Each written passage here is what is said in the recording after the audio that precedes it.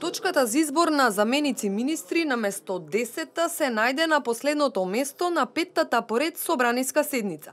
По иницијатива од страна на опозицијата, мнозинството во парламентот го поддржа барањето на пратеникот Илија Димовски од ВМРО ДПМНЕ. Точката за избор на заменици министри да биде поместена последна, со цел, како што рече, да имаат време да се подготват за дебата по точката. На почетокот на седницата Илија Димовски реагираше поради тоа што предлогот за кандидати за заменици министри бил доставен доцна во ноќта и дека вакви обемни материјали според деловникот треба да се разгледуваат 10 дена. Председателот Талат Џафери одговори дека треба да се надомести загубеното време.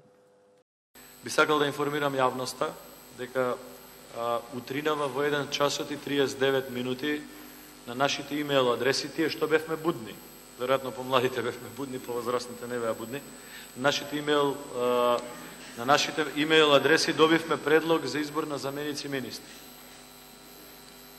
17, 18, 15, не знам и колку се, материјал кој што е обемен, во секој случај заради тоа што има предлози со биографии, но е кршење на сите правила, прво на член 68, став 1, кој што вели дека решението за свикување на седница на собранието со предлог на дневниот ред и материјалите по прашањата што им се предлагаат за дневен ред за седница на пратениците им се доставуваат најмалку 10 работни дена пред денот определен за одржување на седница.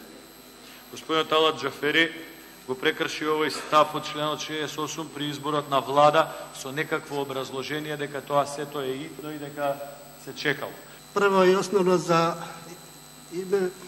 волја на вистината, значи пред граѓаните ќе направам се да се надополни оние 6 месеци што ги изгубивме по однос на работата на собранието и во тој контекст мислам дека се е сувишно да се збори, а точката е ставена на дневен ред по врз основа на деловникот, тоа го знаете многу убаво, но нема потреба за понатамошна расправа.